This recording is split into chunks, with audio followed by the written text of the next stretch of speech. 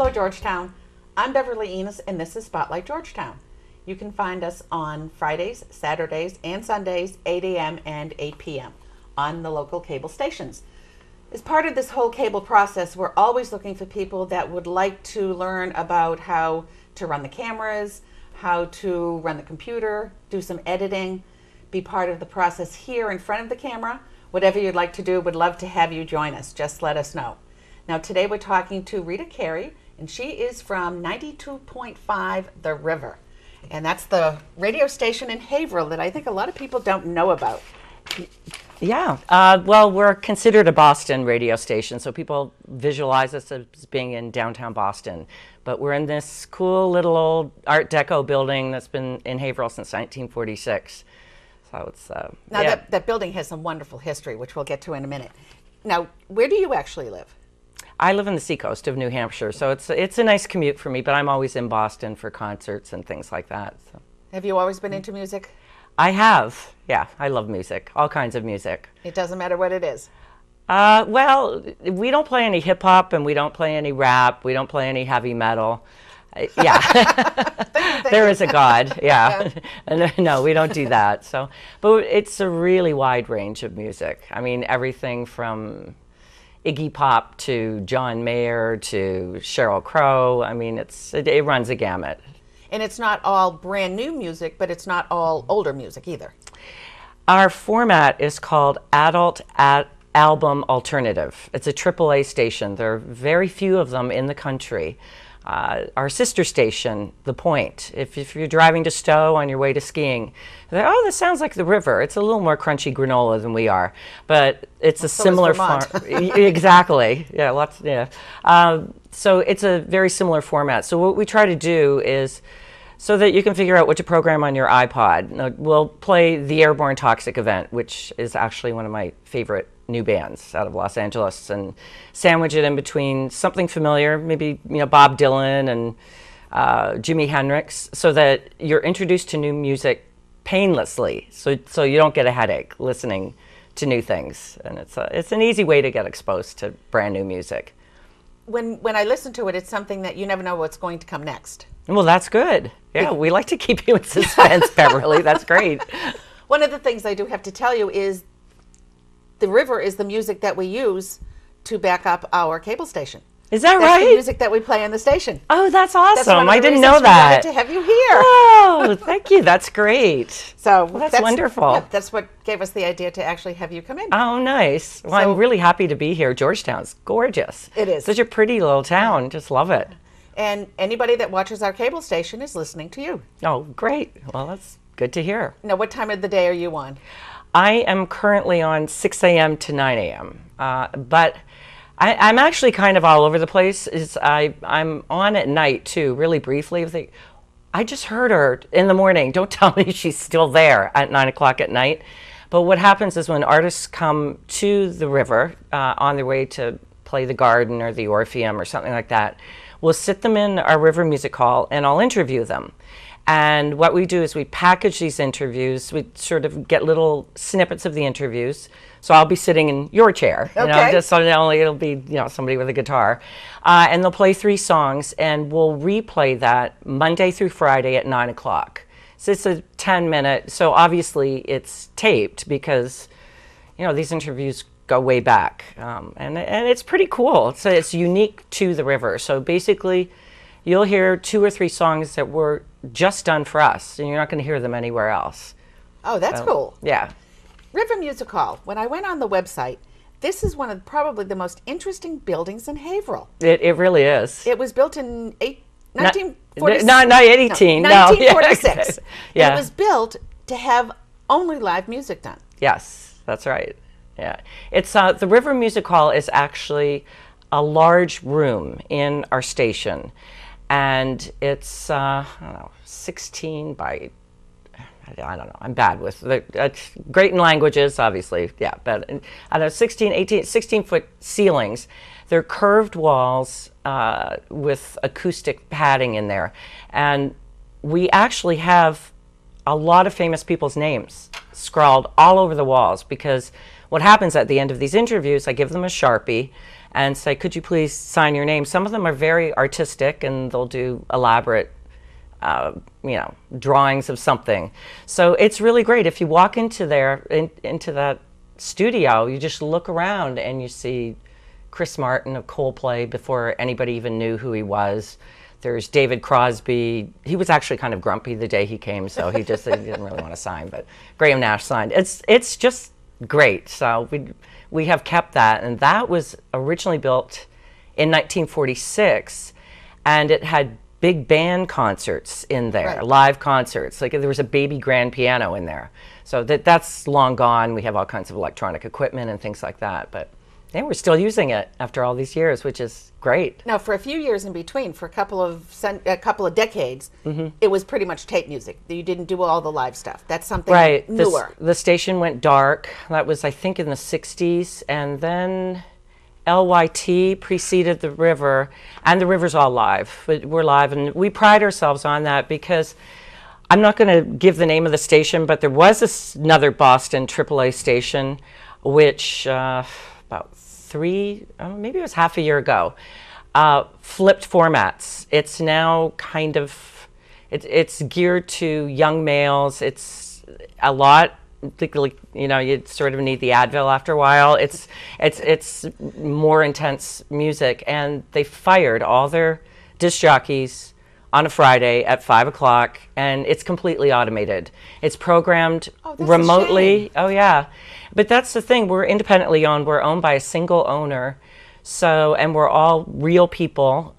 It's not programmed by a machine. But what's happened, the trend in radio lately has been for stations to get acquired by big media chains. So basically what happens is some guy in a suit in San Antonio is programming like 10 different stations. So, and there are no actual people there. It's all done in a computer. And we're not like that, which is great. We can actually play things that people want to hear.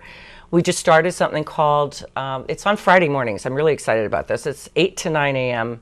Friday mornings. It's called Freeform Facebook Friday Request Morning. And so we have our own Facebook page on the river. So what happens is people will shoot me an email on our Facebook page, say, hey, could you play Bob Dylan's Tangled Up in Blue, or could we hear the Airborne Toxic Event sometime around midnight? I'm like, oh, sure, okay, I'll play it right around 8:15, and it's just great to be able to do that. And so it's a call-in request, or a Facebook request. Well, yeah, I guess an electronic. Yeah. But doing the all-electronic formats, that takes the artistry out of the music. It really does. It does. It becomes formulaic, so that after a while, you're driving around and thinking, it just sounds like music.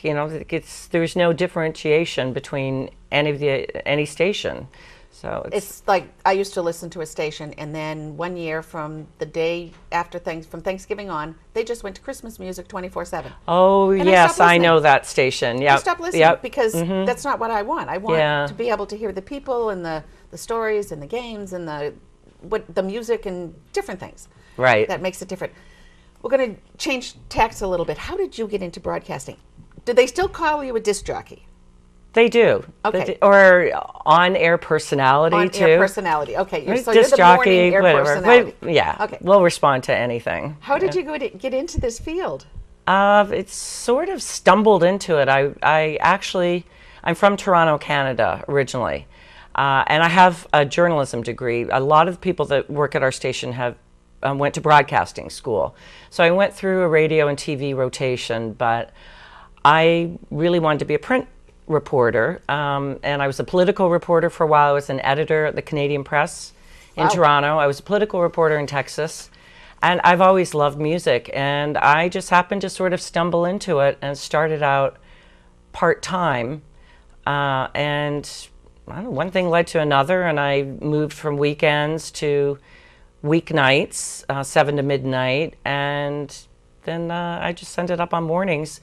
I still pick the music for something called the River Homegrown Showcase. It's Monday through Friday at 10 o'clock, where we'll play one local artist anywhere in New England, really. There are a lot of Boston artists, but we play people. I'm trying to think if we've played anybody from Georgetown. I would not be surprised if there's somebody who's originally from Georgetown. And what they do is they send me their CDs. I listen to them usually while I'm driving to work or driving home from work. And I have a very primitive filing system. I'll listen to every track, maybe not completely in its entirety. You can usually tell within the first couple of minutes, like, oh my God, I can't believe somebody just sent me head-banging music. This is not what we do. So that one will just, if it's a keeper, I'll put it in my passenger seat. And if it's not a keeper, I just flip it over my shoulder in the back seat. And a really bad week is when my back seat just has this pyramid of jewel cases. That's not good. But a really good week is when I have, a nice collection on my seat. I get hundreds of CDs a week. I also get MP3 files, or somebody will connect me to their MySpace page. Pretty much every musician now is on MySpace. Yeah. And you can stream their songs, and so we can download those MP3s too, which is great. So it's really wonderful for us to be able to give airtime to a musician who doesn't have a label deal. And they're thrilled. I mean, I can hear them sometimes. They'll call, well, I'm not on nights now, or they'll email, and they'll have listening parties. They'll have their friends, and because we're streaming on the web, theriverboston.com or wxrv.com, if they've got, Auntie Mame in Florida or something, or somebody in Germany, they can listen. And it's really great, and it's wonderful to be able to do that for local musicians. We have this particular, Georgetown is a small town. And we have all ages, of course, in town. And we have a lot of people that watch this show that are not in their younger years. And I think you just lost about half of them. But those of us that do computers, and I was recently talking to someone about how the web has changed literature and changed. People are reading electronic books now, and newspapers being read online. So the same thing's true with radio? It is. We have a Facebook page. We have, although, I mean, I play CDs, in the studio. We have that. I actually saw an old reel-to-reel somewhere in the basement. It was a little scary looking. It need a little dusting off. I remember those. Yeah. We have some old equipment there. So it's a bit of a mixture, but yeah, we are sort of, people message each other on Facebook, and that's what they do for our station too. We still accept phone calls too. I mean, you can call the 1-800 number, 352-9250, and we will do it that way too, and the old-fashioned way. That's that's fine. How long have you actually been with the river? I've been there. This will be my 7th year. Oh, been there for a while. Yeah, I have. And we briefly touched on it, but what does independent radio mean? An awful lot of people just don't understand that because so many stations are owned by other stations. Right. We are a single owner station, and he owns some other stations. We have our sister station, The Point. We also have a station, if you're driving to the Lakes region or on your way to the slopes, you'll hear 105.7. That's WLKC. Yeah. And that station, I voice their morning show, so it's a bit schizophrenic. Our owner also owns a station in Gardner, Massachusetts. That's 99.9. But it is just a single owner. It's a labor of love. He absolutely loves this station. And most stations today are owned by a big media chain that, it's very corporate, and it's programmed off-site, and we're programmed on-site. We have program director Katie Wilbur. Yep. And she's a person who programs our station, so it's great. We're kind of a dying breed, but it's really wonderful. It's great. It's a great place to work. You also hold a lot of events. We do. You have some fun stuff. We do. Let us know what those are and when. What time of year is those held? In the summer, we have something very close to here. It is Riverfront Festival. It's in Newburyport in July, and it's right there in the park. Just a gorgeous setting, and it's free music. People come there with their coolers, blankets, their kids, their dogs. They stake out a little piece of grass, and they sit there and listen to all this wonderful free music. We have also hosted events at the Hat Shell in Boston. We have something every November called River Feast. This year, it was held in a really beautiful place, the Peabody Essex Museum, just a lovely venue. And we had bands there too. And the proceeds of that particular show go to the Greater Boston Food Bank, which has been inundated with requests, especially this year, because of the bad economy. Yeah. Their food stores, they were actually running out of food. So it was really nice to be able to hold this event and be able to funnel that money to them. So we have all kinds of things like that. And it's always changing too. Those are some of the constant things that we have. But if you check our website, theriverboston.com or wxrv.com, we're always updating. And you know, and we have ski-in rides now in the winter, where you know, Waterville, Sunday River, Cannon, Loon, all the major ski areas where we'll host après ski parties and give away free stuff. And and actually our homegrown bands that I feature at 10 o'clock at night, a lot of them are playing at the upcoming ski events. So, or in the past ones too. So that's fun. Oh, that sounds like a lot of fun. It is, and it's all free. You know, everybody says nothing's free, but this is. The music is. It is. You also do a Red Hook Festival? Is that something that is done all the time, or is that just... We do, yeah. I know we have so much stuff going on. I forgot about that. That's right. We've had lots of different bands playing at Red Hook in Portsmouth. We've had Robert Randolph and the Family Band, N-Train from Martha's Vineyard. They've been there. Yeah, we've had all kinds of great entertainment there. So that's nice. If you take a look into the future of radio, what do you see? Especially your station. This is something that's going to live forever? I think our station, I'm being optimistic. Our station, unlike a lot of the stations that have been automated, was actually very financially successful this year, which is great. Everybody's continuing to get paychecks for the foreseeable future and able to keep doing the music. So things are looking good for us. I'm not sure, you know, about some of the bigger companies, how all that's faring, but yeah, people we're doing well. People always listen to music. I mean, music has been with us for centuries and centuries, and it just is a matter of which music do you like best. Right. What music do you like best? I like everything. However, before I die, I basically need to meet Iggy Pop. You know that. Yeah, I'm a huge Stooges fan. Love them. I like a lot of new music. I love the Shins. Their album, Wincing the Night Away, is one of my favorite albums. That's their last album. Hopefully they'll put out another one. I was a little nervous because James Mercer, the lead singer, has been working on all kinds of side projects, but supposedly the Shins are working on something new. I like Death Cab for Cutie, new band, which actually got a lot of exposure in that new teen vampire flick, the Twilight series thing, New Moon. Yeah. Yeah, so that exposed them to a completely different audience. I mean, Ben Gibbard said, I never even heard of this Twilight series. What is this? So they were very open to that. So that's good. I love Bob Dylan. I mean, you know, I really love everything we play. It's a pretty wide range of music. What's the favorite part of your job?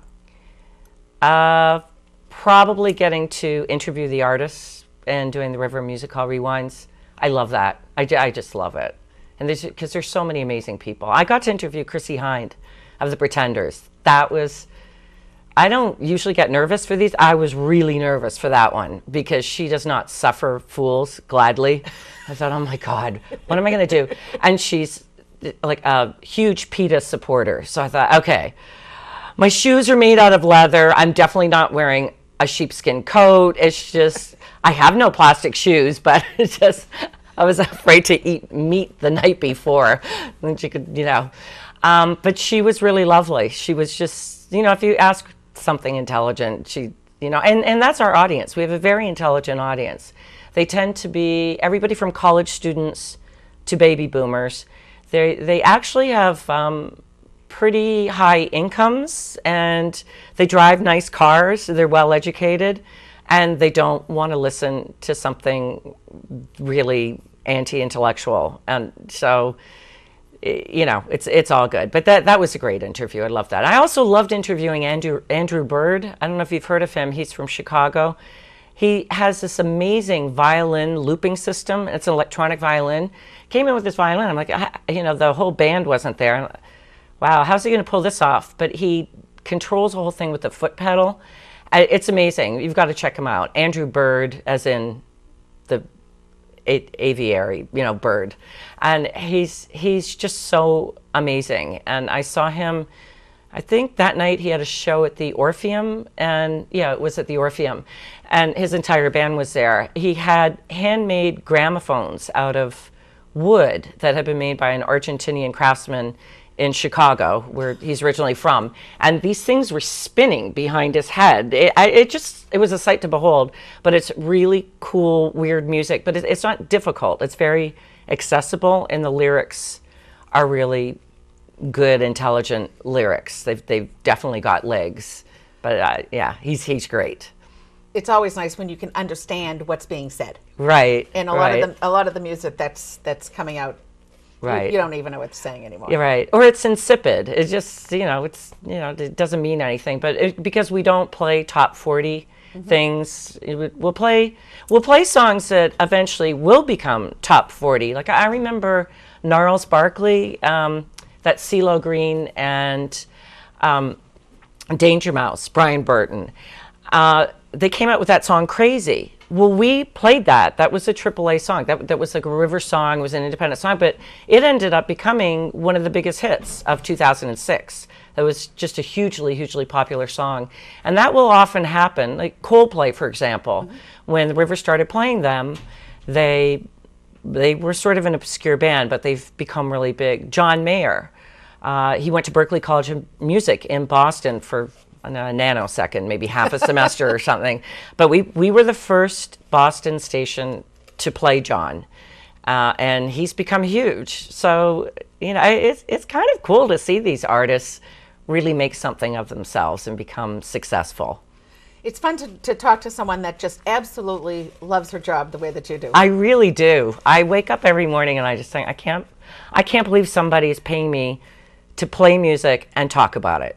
It's perfect. It really is perfect. It's the perfect job for someone that loves music. It is, yeah. I want to thank you so much for joining us. Well, thank you, Beverly. It's been nice to have you here. Keep listening. And we will. Look The forward whole to town seeing listens. you. Oh, great, yeah. So as you're watching our cable station, don't forget you're listening to The River, 92.5.